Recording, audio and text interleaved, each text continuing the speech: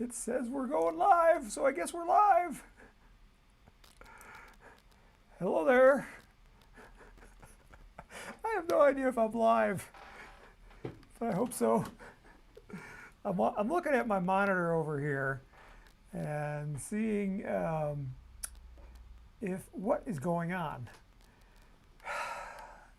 YouTube, their interface has something to be desired.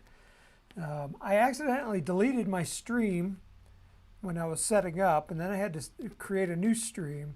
And so everybody that was clicking on the old link probably is going into limbo. So if you're here right now, thank you for showing up. I really appreciate it. I see we have Joe Noble here. We have Alfred India from Michigan, and we have 1977 All Out. I don't know where that is. Where are you from? This is RockSim Live. My name is Tim Van Milligan. Let's see, I'll put a little swipe on. My name is Tim Van Milligan. We're doing RockSim software here. So if you have a question about RockSim, this is where you can come and answer it. I do this every Friday at 2 p.m. Mountain Time, which is 4 p.m. on the East Coast, or 1 p.m. in the Pacific time. And so I do this for you so that you can learn how to use RockSim and get the fullest advantage from it. If you have a question, go ahead and type it in. We have Fat Bank from Katy, Texas. Alfred Indy says, you need a countdown of 5 before you go live. I need a lot of help. I don't know what's going on. 1977 All Out is from Rotterdam in the Netherlands. Very cool. I will be in Europe here in a couple weeks because I am going to Romania for the World Space Modeling Championship, assuming that we can still travel with COVID. Right now it's on, but there are countries that are, if you have your vaccine, you can go, which we have our vaccine, but they're like really, I don't know what's going on. If we have to get a test or not before we get on the airplane, I don't know. I am one of those super immune people, I think, because I've been around all kinds of people that have had it. Like my daughter's had it, and I never got it. Or I might have had it at the very, very, very beginning in March of 2020 before they even had a test. Who knows? So I am looking for questions on RockSim. I'll start up my computer here so you can see my screen. This is RockSim. Let me show you, if you've never used RockSim before, where you can find it. If you go to the Apogee website, our web address is apogeerockets.com. If you go to shop, you can purchase the software by going down to Rocket Software, and then you can get RockSim or RockSim Pro. If you have one of the older versions, like version 8, you can purchase an upgrade. Version 9, it's a free upgrade to what we have right now, which is version 10.3. So you don't need to do that unless you just need the link, and then you would click on that. And then here says RockSim version 9 users, you are eligible for a free upgrade. You just have to log into your shopping cart. So you go up here to the login button, and then once you are logged in, there's a little fruit fly flying around. You would click on that, and this shows you the upgrade process. And watch this video because there's some things if you're using version 9. Because once you upgrade to version 10, you can't go back to 9. And we are no longer supporting 9, so you might want to upgrade to version 9 anyway. If you want to learn more about RockSim, again, go to the top of our website, go to How To and Guides, click on that, go to Software right here, and you click on the RockSim video tutorials here. This is our basic tutorials. Like if you've never heard about RockSim Live, where you can come and ask me questions, this is where you might would go to the video tutorials. if you go to the RockSim Live, if you want to find the RockSim Live tutorials, all our archives, again, click on the how-to and guides, go to software like we just did, but this time instead of choosing the video tutorials, come down here to RockSim Live tutorials, RS Live. And you click on that, and this will give you all the previously run episodes that we did currently as of today, which is September 10 to 2021. We are on episode 35. So this only goes back to last week, which was episode 34. If you're on this page and if you're looking for a specific topic, like, you know, how to do center of gravity, what do you do if you need to move your center of gravity? What you do is you'd come to this page, and then on your keyboard on your computer, do a Control-C or a Control-F, which is find. If you're on the Macintosh, it's Command-F. And when you do that, it will pop up a little Finder window up here at the very top right-hand corner. And then you can start typing in what you are looking for. Like here I'm typing in CG. And in episode 18, it says finding the CG of your rocket. If I click it again, should you account for the rocket engine when measuring the CG? See, it kind of finds it really quick. So that's how you find things on this page, because there's so many things that we talk about.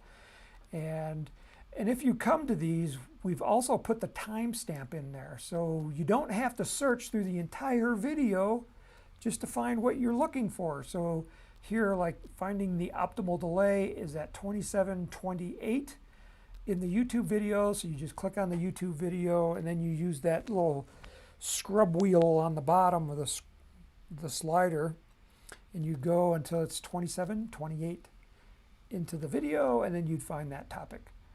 So that is how you find stuff in RockSim, you know, how to find information about how to use it. But then you can still ask me questions on Fridays. So we have Fatbank says, how does one create a RockSim design rocket with a fat end deployment? Okay, I'm confused. What's fat end deployment? If you'll explain what fat end deployment is in the comments, I will try to answer that question, if I can answer it. So, I don't know if any of you have got your latest issue of Sport Rocketry yet. Mine came yesterday. The Sport Rocketry is a magazine from the National Association of Rocketry, which I really recommend that everybody join, either the NAR or the Triple E. The NAR gives you a nice magazine. So the NAR website is nar.org, National Association of Rocketry. Not to be confused with the National Realtors Association, which is NRA, or the National, yeah, well, you get it. There's very similar. So nar.org, and you know, you can come here and subscribe to that. It's really worth being a member. What was I getting at? Oh, in the newsletter, we had an ad. We switched our ad because I thought the ad was going to be coming out in November and December. And it actually came out in September, October, which came out yesterday. So our ad from yesterday was announcing our launch visualizer.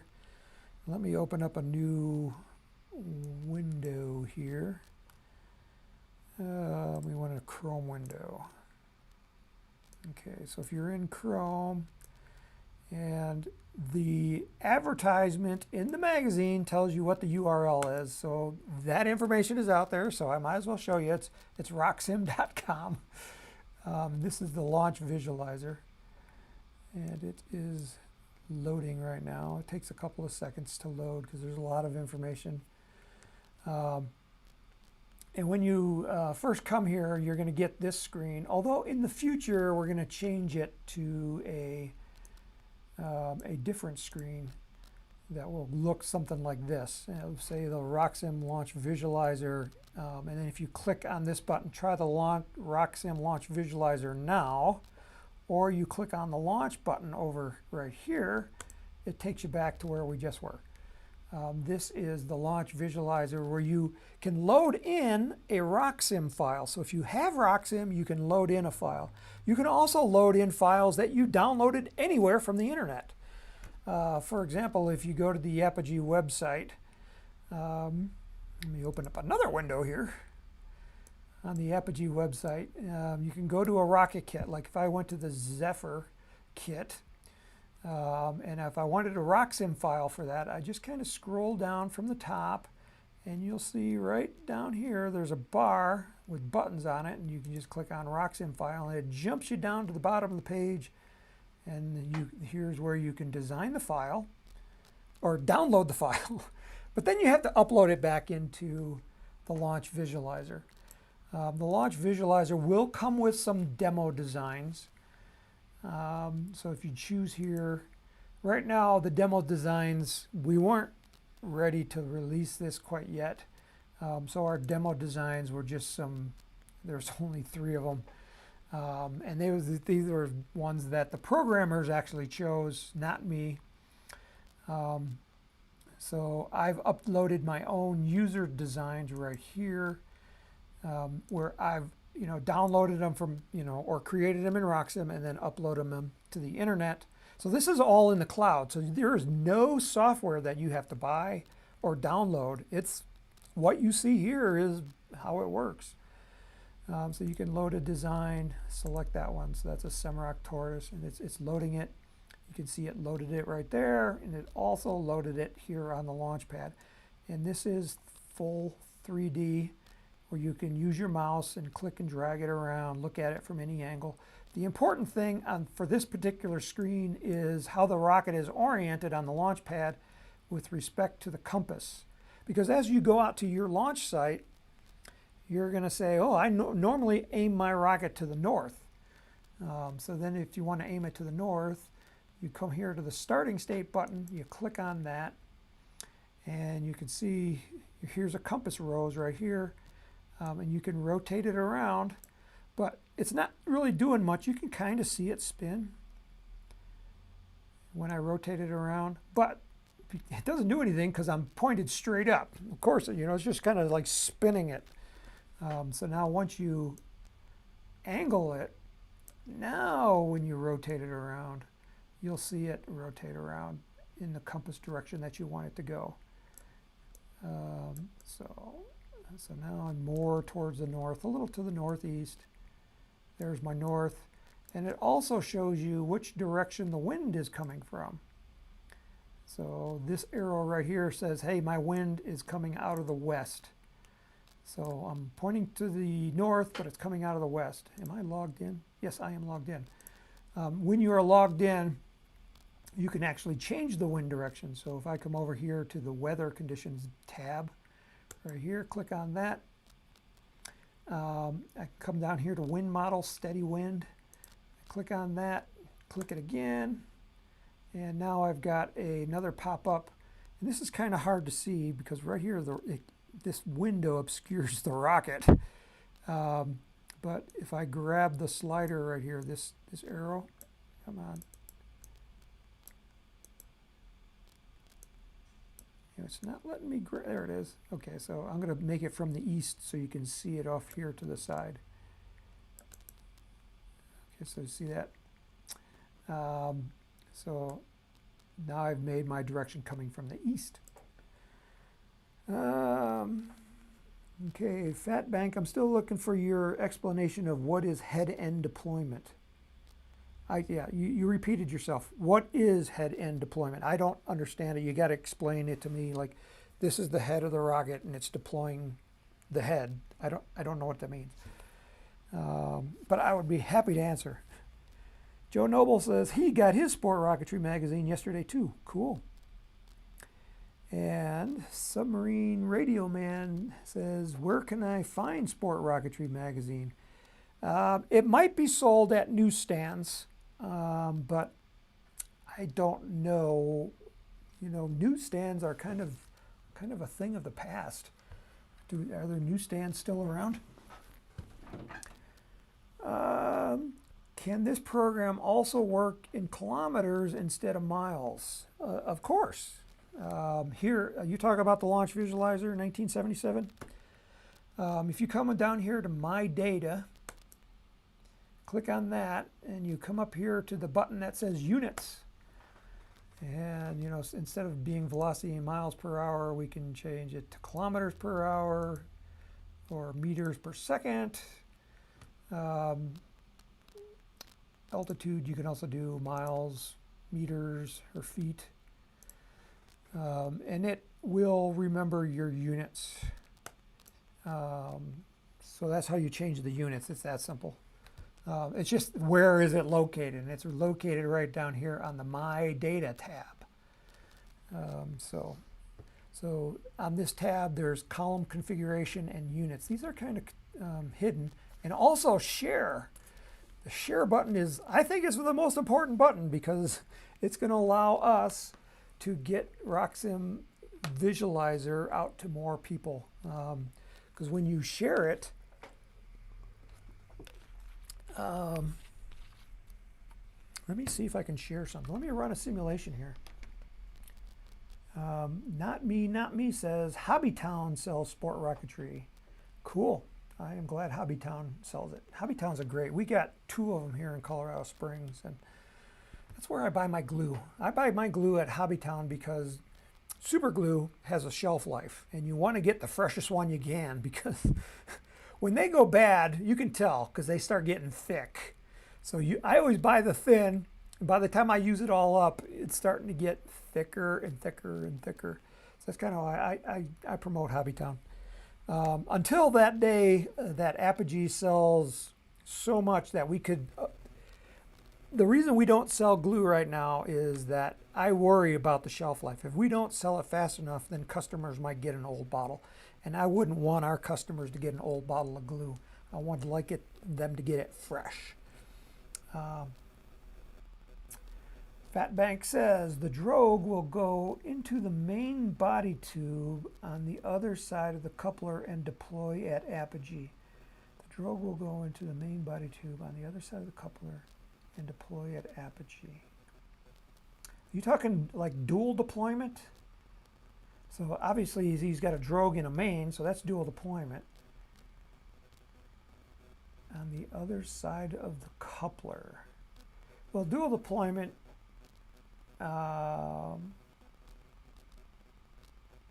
is, we cover that a lot, and it's pretty easy to do. You need a rocket that has 2 parachutes in it. So I assume, Fatbank, are you talking about RockSim or the launch visualizer? I'd be happy to answer either question. Anyway, let's run a simulation here in the launch visualizer so you can see what it does. The question, and this is my question for you today as you're watching this. As you're looking at the launch visualizer, what question do you have about it that you think it might solve? So if you were describing it to somebody else, what would you say? Why would you say you got to use this program? Because it solves blank. It solves this problem. Okay, so we have, like, we've already started this. We've got this Semrock Taurus loaded in here, and we are pointing to the north. Our launch angle is pretty steep. We're at 24 degrees, so let's back that down a little bit, down to with this big cursor that I have here. It's really hard to move it. I make my cursor big so that you can see where my mouse is on the screen. So let's make this, you know, like 6 degrees from vertical. Where are we launching from? Okay, so we are launching from, let's choose a launch site. What we have done is we've loaded in the NAR and Tripoli launch information. Now, I don't say these are launch sites. I say this is club information because not every club posts their actual launch coordinates on their website. So they might post, you know, we're located in Ohio. where in Ohio, where's your launch site. You know, they might choose their meeting location. We meet at the local library or whatever. So I don't actually know where the launch sites are, and I need your help. If you are in here, look up your launch site, and if the launch, what I want you to actually do is to put the red dot, and I'll show you the red dot, where the actual launch pads are. So I'm going to choose this one. This is a NAR site called the Forgotonia Rocketry Group. I have no idea where that one is. So we'll click on it, and we'll see it here as it loads the maps where this is located.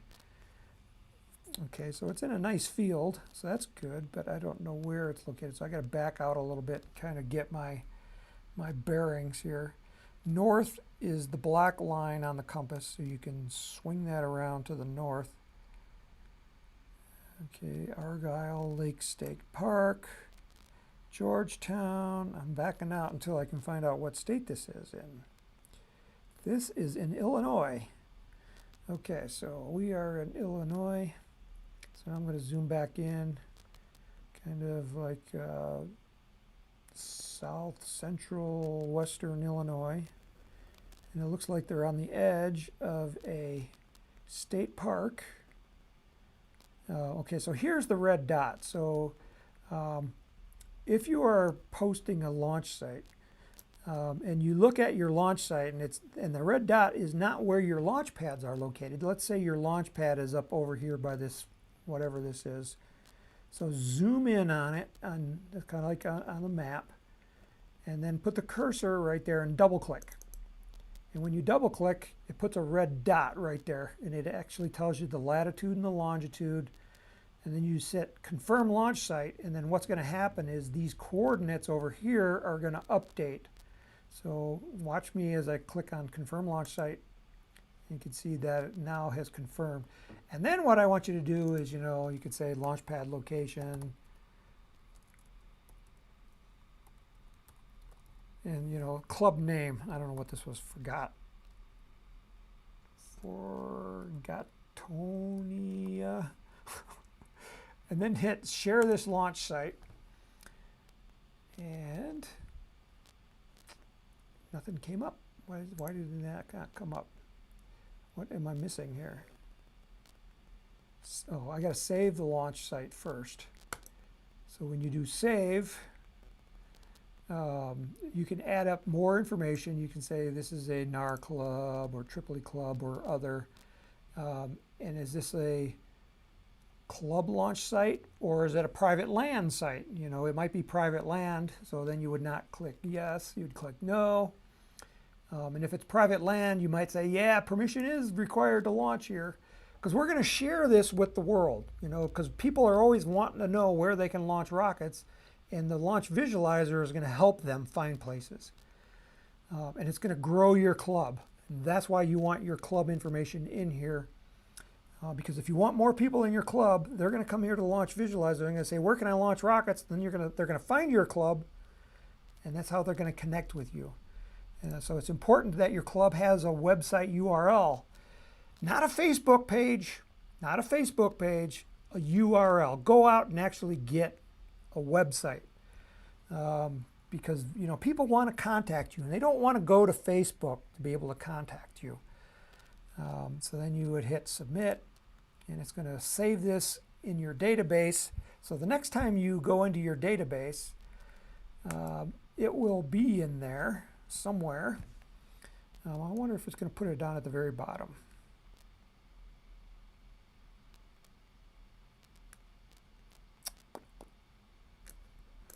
You can do it for, I'm doing in the search bar here. Forgot, come on. Typing in slow. No, it didn't go in there. Cancel. I have to figure out why. And then share the launch site. Okay, so now this screen comes up. In order to get it onto this screen, you have to save it to your database. And this is going to go into your files. We're giving you disk space for your files, your personal information. And once it's in your personal information, now you can share it. I say make it public so that everybody else can find it. And when you hit share, what's going to happen is I'm going to get an email saying, hey Tim, there's a new launch site available. And then what I'm going to do is I'm going to check it out. I'm going to come in here and look at it and say, yeah, that's a real launch site. And then I'll approve it, and then the rest of the world can see it too. So when they come here to choose launch site, it will now be in the list. So that's how that's going to work. That's how your club benefits from the launch visualizer, because you're going to get new members. And we need to get more launch sites, because in order for the hobby to grow, we need more launch sites. Because people, they see the rocket sitting there in the Hobbytown store, and they think, I might buy that, but where am I going to launch it? And then they hesitate, and then they walk out of the store. But if we can give them a lot of different launch sites to choose from, they're going to more likely buy that rocket kit, and we're going to grow this hobby. We're going to get more friends involved. Okay. So I picked my launch site. We've got our starting site set up. We've already set the launch conditions. Let's choose a rocket engine. So it's just like RockSim. Here to come here to select the rocket motor.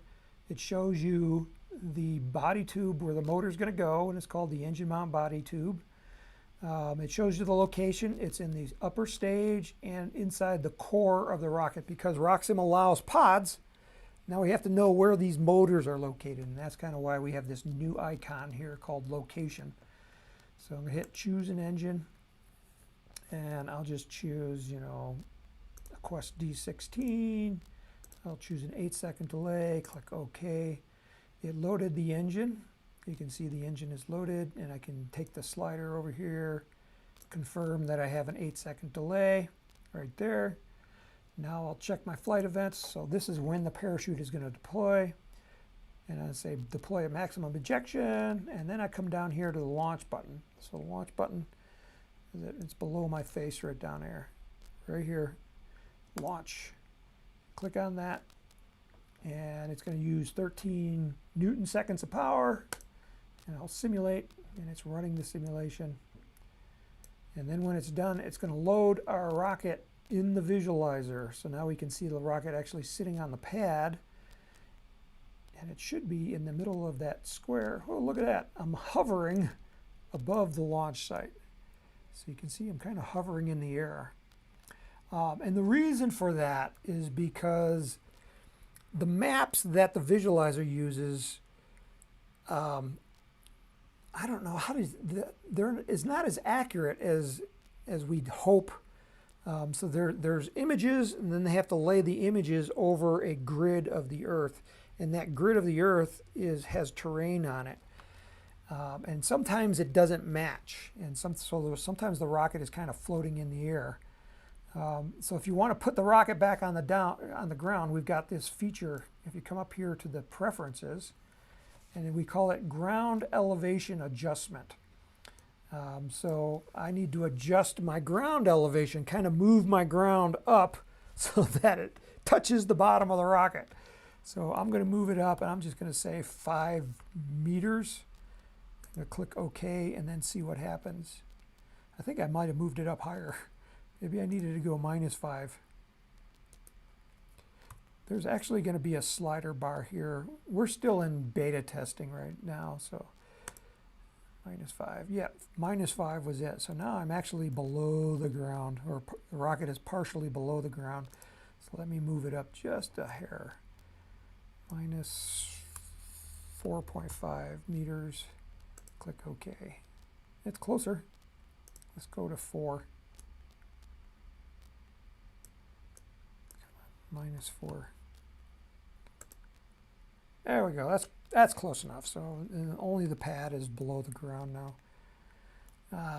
Now we're going to, let's remember we had this rocket angled a little bit to the northeast. So north right now is the black arrow on the compass rose, and it's pointing north.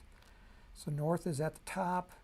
And if we look at the rocket real close, we can see it is kind of angled. And I think we changed the wind, so the wind is coming from the east. which is, you know, if I move the compass around again. Okay, so wind is coming from the right side, pushing to the left. Now I want to get a zoom out view here. And it reoriented my, my map. So now north is towards the bottom over here. And the wind is coming from this and pushing this way towards that lake over there. So I'm going to rotate it back around. Now the height of this cone kind of gives us an indication of how high the rocket is going to go, because it's already run the simulation.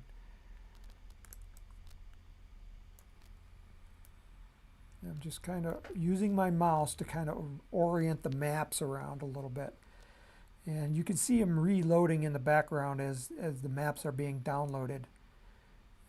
But there's the rocket sitting down there right by my cursor.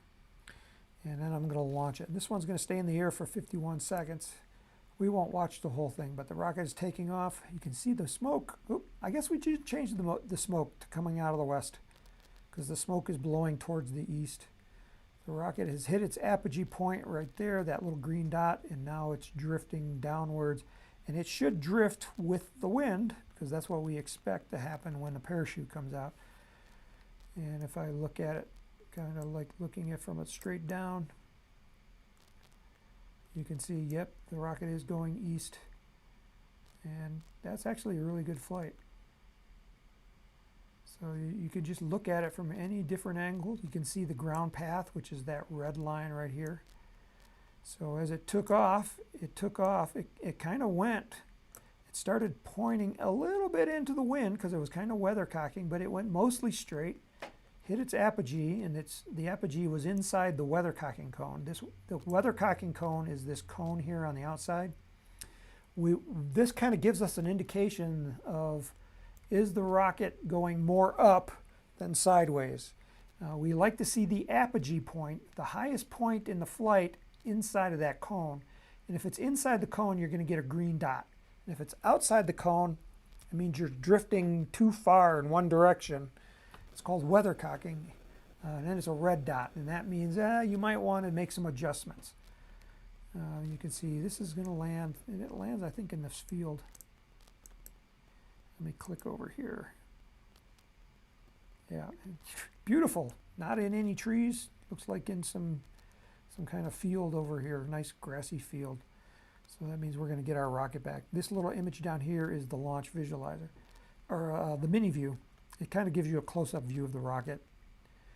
Let me close this out, because the whole thing was to share this. So I wanted to share this. Please select a simulation to share. This is the last simulation. Share. Okay, so I am going to share this. Check out my latest simulation, and here's the link. And where would this go if I hit Facebook? I don't know if this is going to log me in or not. This is on my own personal Facebook, which I don't usually, I don't friend people on this except family, because I got, if I friended everybody, I'd have like 1 billion people. This should actually go to a page that I manage, which is the Apogee page. Let's see if it's going to show up in the Apogee page. Oh, so Apogee components say something about this is share of the Semrock TARS kit. And if where's the post button? Post to Facebook. Okay. This says this feature is not available right now. So like I said, this is still in beta. But that was the link. So if you copy down that link right there, that will give you, so you can actually see the same simulation that I saw. So let me see if I can copy this. Copy that, and I'm going to open up a new window. So here's a new browser window, and if I paste that into my browser, oops, not everything got erased. Paste it in there, hit return, and it should load that simulation. So when you create a cool design, you can share it with your friends. So it's loading everything. So there's the rocket sitting on the pad. It's still loading the maps, I think. Yeah, still loading the maps. This is, you got to have a fast internet connection. I lost my rocket. If you lose your rocket, hit the home button. There's my rocket. My rocket is floating in the air again.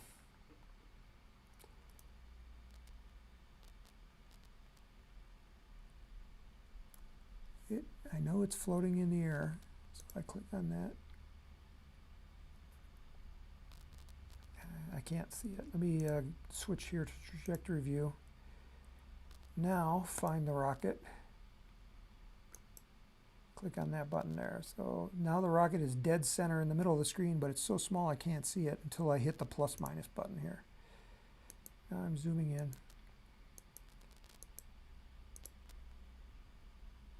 So there is where it was.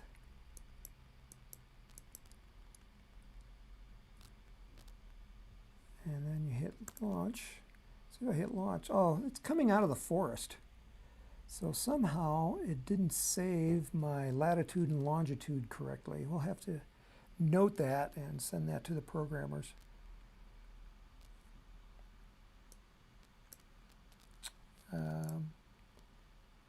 It's not showing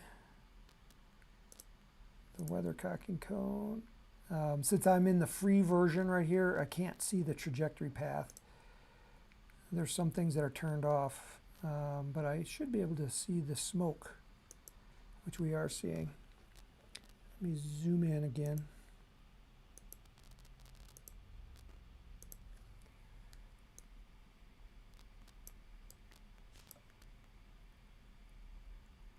I'm getting vertigo myself here, trying to figure out where I am. See, I did kind of launch from in the middle of the air right there. That's interesting. One of the cool things about the launch visualizer is if you wanted to, you could launch from the air. Like if you were trying to launch from a helium balloon, yes, you can do that in the launch visualizer, which you can't do in RockSim. So let me close out of that. So let me go back to the questions because I am just playing around and having a ball. But that's how you can share designs with your friends. So if you create a cool design and you want to share it, let me close this window. So I'll leave that up there while I look at the questions. The drogue will go into the main tube. I ordered a couple of rockets. Okay. Bryce Dwell says, do you guys have 38 millimeter acrylic or plastic tubes that are clear? We do have, they're not acrylic, they're polycarbonate. And they are clear, but we don't have 38 millimeter. We have 18 millimeter, 24 millimeter,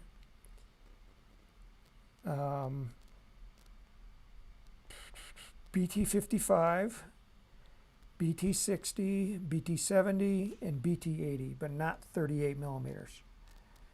And we probably won't because the clear tubes are expensive, and when we ordered them, we ordered a lot, and they're still sitting in our warehouse. So,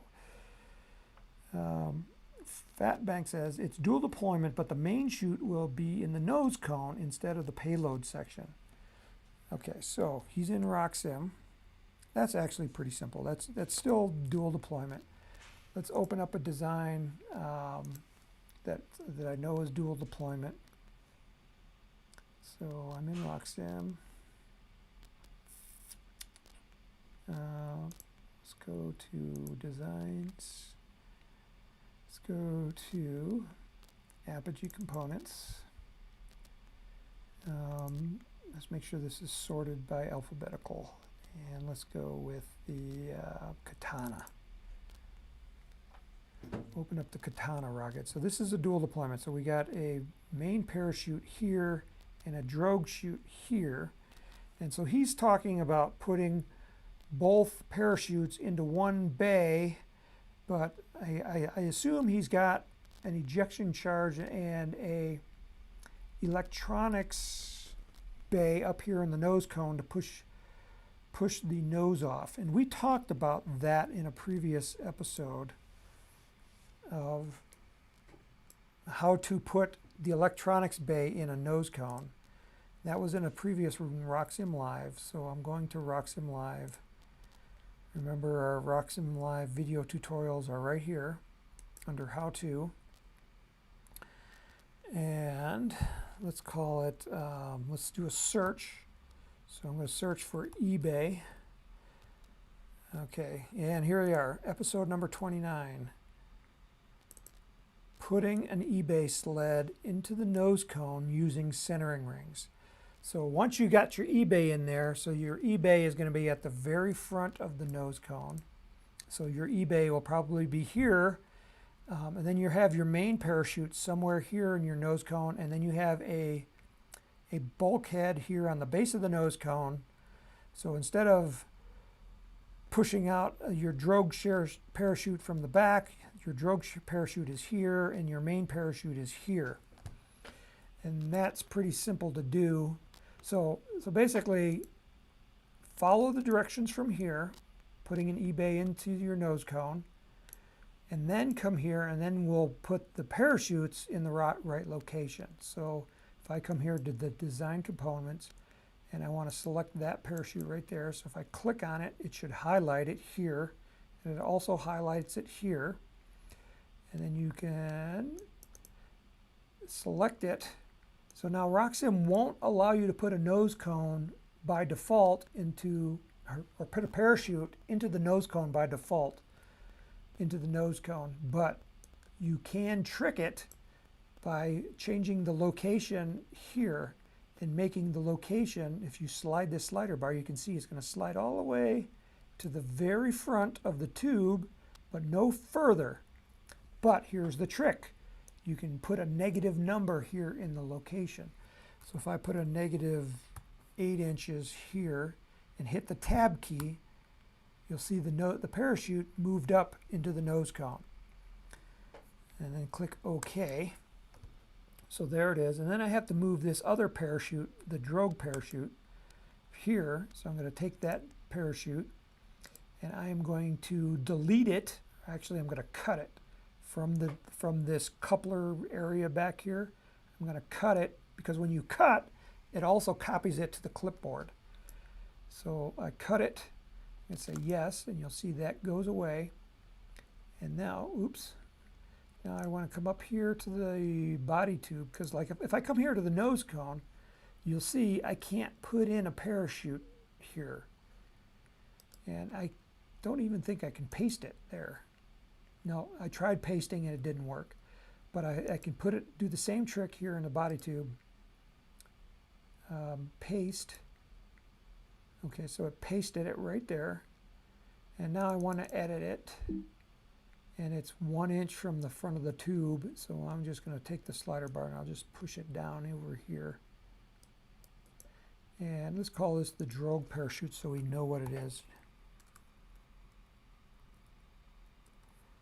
And let's change the color of it. And I'm going to change it to darkish orangish red. I'm going to change both the 3D and the 2D. Because in here in the RockSim, in the 2D, you want to be able to see that color there. RockSim, this 3D color doesn't matter, but it does matter when you get into the launch visualizer. So now we have that drogue parachute right there. Click OK. Let's put a motor in this thing and launch it. So I'm going to go to prepare for launch, this button right here. Click on that, choose an engine, and it's going to be a 54 millimeter motor. Let's select a J motor. This I don't want to go that bad. Let's go a little smaller J. Not a 1299. That's not a smaller one. about a J250? And FJ is for, it's a black, so it's fast blackjack, which is what FJ stands for. And then we need to, we call it plugged because we're using dual deployment. So we're going to specify when those parachutes come out in the flight events tab. So you can use a plugged motor down here. So flight events, so we have our drogue right here. We're going to deploy that one at Apogee. And then we're going to deploy the main parachute at an altitude, let's call it 600 feet. And click launch. Okay, so it loaded it there. It ran the simulation and went to almost 4,000 feet, 3,921 feet. And it was deploying fine. Now, the cool thing is let's save this and open it up in the visualizer. So I'm going to do save as. I'm going to put it on my desktop. So here is my desktop.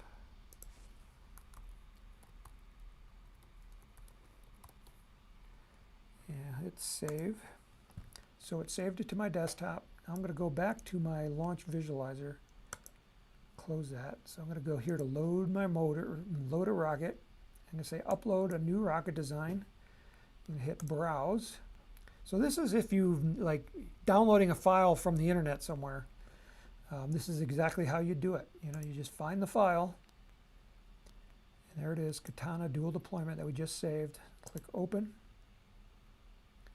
and upload, and it's going to upload it.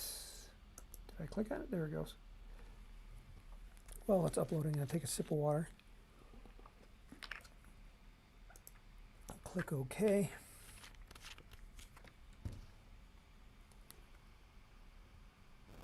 And it's going to load it here. While I'm looking at that, I'll look over here. Also to slower the velocity at deployment. Karen Ma says, what is a good way to lower the maximum altitude that a rocket hits? I only want to use a single-use motor to hit a target of 835. Kind of sounds like a TARC competition. But the closest recommended motor will still shoot about 20 feet higher. Okay. And also to slower the velocity at deployment. Okay, Karen, those are good questions. Okay, so here's the Katana. It just loaded it into the launch visualizer. And I'm going to go to my data. Click on that. And if I scroll down, see if I can find that J250 motor that we just did. There it is, the J250 Blackjack. I'm going to say rerun. This one uses, well, before I do that, let me actually do this the right way. See where that launch site is. Okay, so that we're still launching from right there. And now the motor, since we're doing a rerun, it didn't load the motor. So we have to choose an engine. And we want that J, what was that, 250? Oh, come on, where's my J250? Blackjack. Let's see, J250 in the search bar. There it is. And it's plugged. Click OK. Now flight events. Again, we got those two parachutes. The 48 deploy at, what did we say before? At an altitude of 600 feet. Since the last week, this should now be working. Last week, this was not working because we're still in beta testing. And the drogue parachute at Apogee. All right, so now we'll launch this. Did I click the, there it goes. Okay, now we're going to simulate. And it's going to take a minute to run this. Joe Noble says, how do you change wind direction? That is easy to fix. I think I showed you already on that. Okay, so here's the rocket sitting on the pad. And again, it's kind of hovering because my maps don't quite line up. So I can, oh, actually this one is actually sitting on the ground.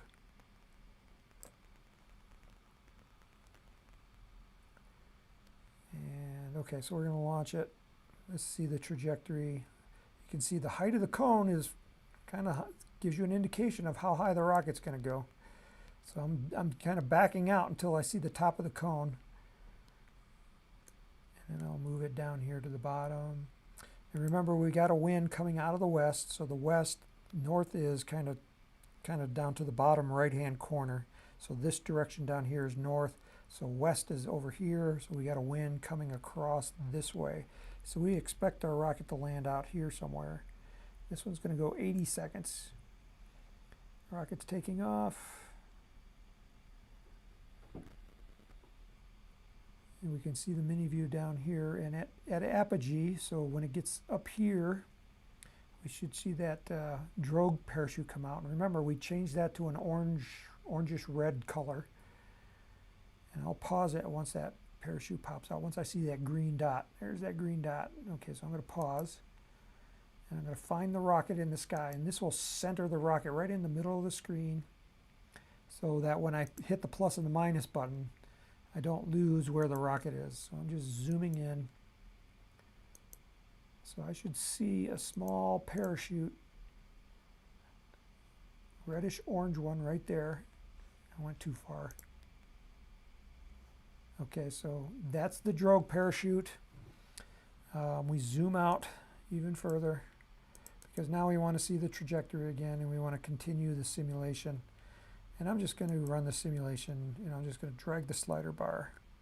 And this is still being finicky. Again, like I said, we're still in beta testing and they're trying to fix this, make this more responsive. But you got a lot of stuff going on here at one time.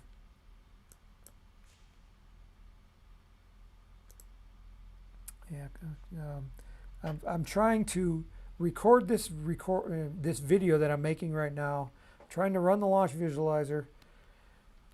And I got a lot of things going, so my computer's being really slow, kind of being funky. It seems like it locked up a little bit on me. Yeah, it locked up. Yeah. So I got to refresh it. So anyway, if it wouldn't have locked up, you would have saw it. So let's go to Karen's question. She's trying to get a rocket to 835 feet, and it's going too high.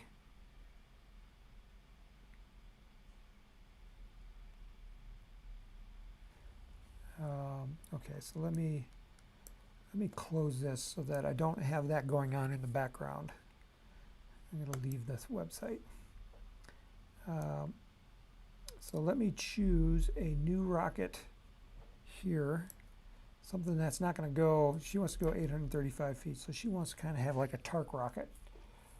So we have a rocket called the Storminator, which is our egg lofting rocket. It looks like this in 3 dimensions. It looks like this. Let me click off of that. So that's what it looks like. And on an F motor, it looks like it's going to go, 1,000 feet. We want to get it down to 835 feet. So here's the process that you would go to. So you would pick your motor that you're using.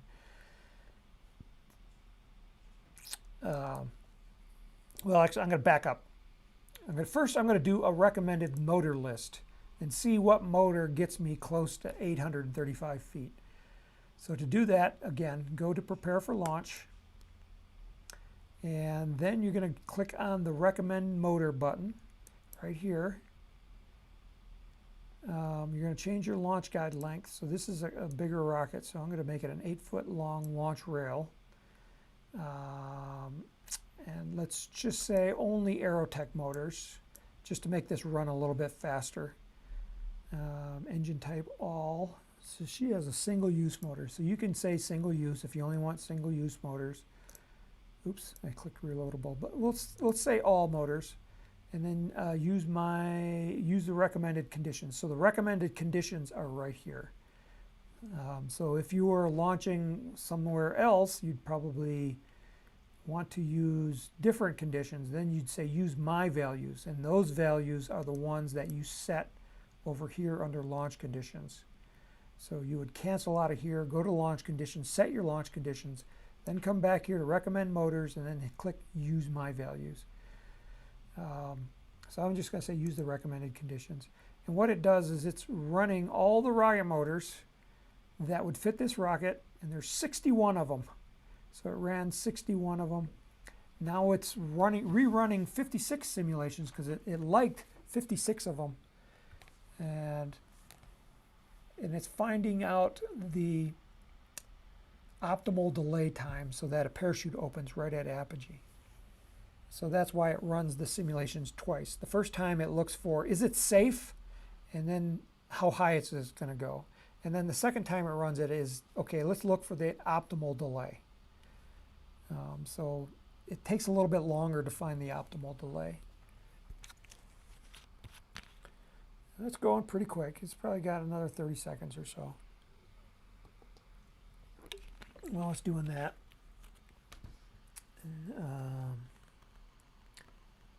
how do we add new material to RockSim? For example, Perlite, a very light expanded lava that is flame-proof, which could be handy as something, dog barf. Okay.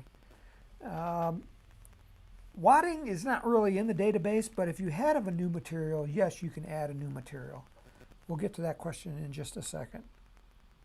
Okay, so the recommended motors, it ran all the motors, all the 29 millimeters that would fit into this rocket, and here is the maximum altitude. So now we're going to sort it to try to get to close to 835 feet. So I'm sorting it. Now I'm looking down here, and we jump from an altitude of 758 to 856. So this motor right here is probably our most likely candidate. And somebody's trying to text me, and it's being really, really annoying. So I am going to silence my phone by turning it off. Okay, so we got an F-42, but it's still going 856 feet. So now I'm going to just click on it, right-click on my mouse, right-click, and then select Load Engines, and it just loaded that F-42 into the rocket. Now I'm going to go back to my launch conditions and see what they are. So now I use the recommended conditions. I should have used my conditions, because now when I launch this thing, I'm going to get a different number than 835 feet, or what was that, 856 feet, because the launch conditions changed.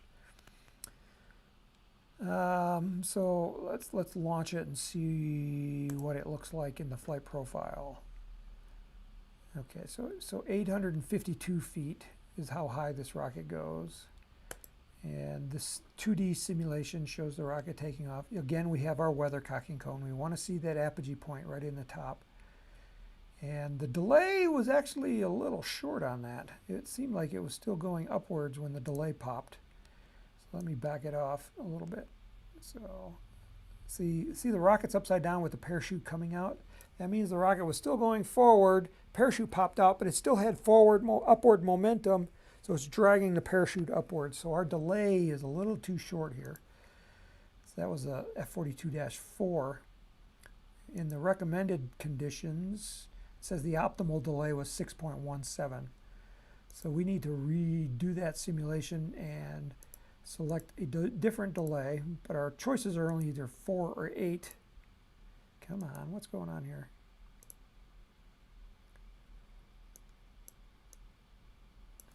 Call it 8 seconds, and rerun the simulation. This time it should be going over the top and coming down, and it's actually going 909 feet. Again, that difference between the recommended motor chart and the one that we just ran, 909 feet, and I kind of cheated. I looked back here. This was this number right here, under maximum altitude for the F-42-8. I saw it pop up. I don't know if you were quick enough to see it. So now we're at 909 feet. So the rocket takes off, and it should pop the parachute coming downwards because we chose an 8-second delay. So there it is. So the parachute popped out right there, but our apogee point was right about there. So now we need to lower this altitude. How do we lower the altitude? Well, there's a couple ways to do it. One, you can add weight to the rocket, because a heavier rocket's just not going to go as high. So to add weight to the rocket, are we using mass override? No. So to add weight to the rocket, come here to Rocket Design Attributes, or not that one, Rocket Design Components. We're going to add weight into this rocket. So where are we going to add the weight? Well, I would probably say somewhere like in that tube, or in the nose cone. But this particular rocket, I think there's plenty of room for the egg plus the some mass. So we're going to add more mass. So I'm going to select the egg tube. I'm going to say mass object, and it brings up the mass object, and I'm going to cancel out of the database because I'm not looking in the database. And I'm just going to call it, 60 grams. I'm going to add 60 grams of weight. Right now it's right there. I'm just going to slide it backwards to being right there. Click OK. And now I'm going to rerun the simulation and launch. Okay, so by adding 60 grams, we went from 909 feet down to 793 feet. So I put in too much weight. So 60 grams was too much. So it's somewhere between 0 and 60 is going to be the right amount. And so what you're going to do is you're going to play with that mass object until you get to the exact 835 feet. So that's one way to do it. The other way is to increase the drag on the rocket. So how do you increase drag on a rocket? There's a number of ways to increase drag. You can make the rocket bigger in diameter, because the larger the frontal surface area, the more drag. So what you would do is you'd go over here, you'd find a way to increase drag. It might be putting sandpaper on the outside of your rocket. I've done this. My daughter actually did this as a science fair project, where she would take a rocket, she painted it, while the paint was still wet, she threw sand at it, and the sand stuck in the wet paint, made the surface like sandpaper. It was great. It worked really good. It added a lot of drag to the rocket. But how much drag? That's the hard thing. You'd have to actually measure it by launching the rocket and measuring the altitude. But right now it's calculating the coefficient of drag at simulation time. If I want to override the drag, then I would uncheck this and change the number. So first I'll uncheck it and just relaunch the simulation, because I don't know if I need to make my coefficient drag higher or lower. So I just ran the simulation. This one was 712. So now if I come back here to the CD override, I want to make this coefficient less. So in this way, instead of adding drag, I want to decrease drag. And it's harder to decrease drag than it is to add drag. So Karen, you actually have a better situation where your rocket is going too high than going not high enough, because it's easier to, you just add weight or add drag and your rocket's going to come down. So if I add drag, basically I'm increasing the coefficient of drag, and this number, I'll make it 0.65 and rerun the simulation, and I expect my number to be lower, which it was. So that's how you increase drag on your rocket. That's the process, Karen, you're going to have to go through to try to hit that target value. This is what makes TARC competition a lot of fun. He wants to make a Perlite bulkhead. Is Perlite strong? I have no idea. But if you wanted to make a Perlite, bulkhead, what you would do is you would go up here to the rocket menu. See the rocket menu up here. Come down here to Edit Database, and you'd come over to Materials. And you'd say Select Materials. And it's going to bring up, this is the database of the materials in RockSim that is currently in there. And so you want to add a new material. And I'm trying to make this screen bigger, and it's being funky on me. My computer is being really slow because it's doing too many things at once. I need a faster computer. If you want to donate a computer to me. Okay, so to add a new material, down here at the bottom is Add New. So you'll click on that. And it's being really slow. Come on.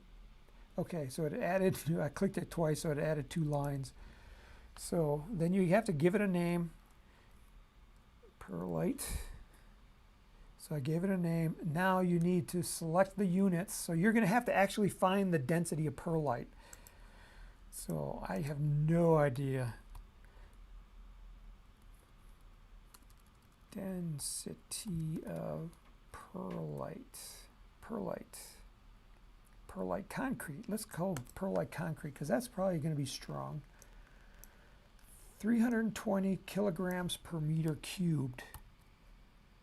So come here to the density units. That was meters cubed. So I'm looking for, was it kilograms per meter cubed? And then you'd have to come here to the dimension box, 320. So it'll be kilograms per meter cubed. And this is a fixed dimension? No. So it's none. Fixed dimension is kind of like if you had like a Kevlar rope and you're trying to, instead of choosing a density like that, you would use a fixed dimension. And then the fixed dimension would be like the length of it. So I don't care. So because this is a known material that actually has a dimension, 320 kilograms per meter cubed. Now we just have to select which materials. Well, first we have to select rocketry use. Yes, you can use this. So once you select that, that means RockSim will actually say, okay, I better make note of this. And he wanted to use it for a bulkhead. So then I have to slide my slider here. And here's the bulkhead column. And I check it right there. So now this material called perlite can be used as a bulkhead. So I click OK. So now let's create a perlite bulkhead. So where's that bulkhead going to be attached? Let's attach it into this tube right here just for grins. Aft body tube. And let's put in a bulkhead. Okay, so this is the database of pre-existing bulkheads. Now we don't have, we changed the material, but we didn't create an existing bulkhead with known dimensions. So we're going to cancel out of this. So right now we created a bulkhead right there. Let's give it some thickness. Let's call it 0.5 inches thick. So there it is. And now when we come to material here, we should have perlite, and it's way down here on the very, very bottom, and it's off the bottom of the screen and you can't see it, but I'll select it and it shows up here as the material, and it, based on the volume of this part with an outside diameter and a thickness, it calculated the mass of that bulkhead at 13.81 grams. So that answers the question of not Ron, not me. I have no idea how strong these perlite bulkheads are, but that is how you would add a material into RockSim so that you could use it in a design.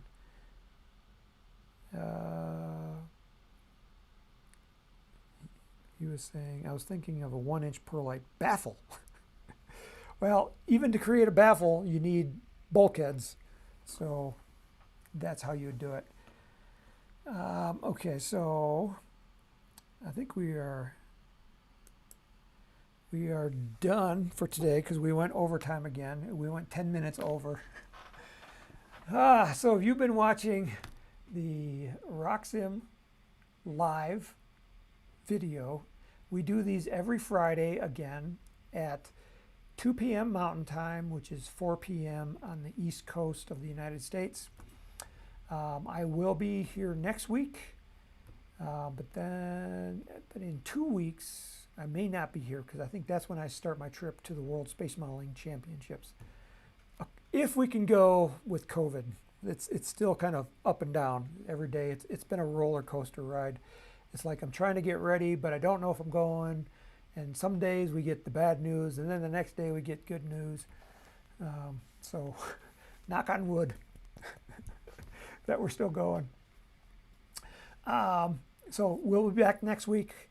So if you have additional RockSim questions or the launch visualizer or RockSim Pro questions, we'll take them all. This series is for you. This has been episode number 35. Next week we'll be on episode number 36. So thank you for coming. And I've got to find the end stream button. I'm going to click on that. And we'll see you next week. So may the winds be light. May the skies be blue. May all your rockets fly straight and true.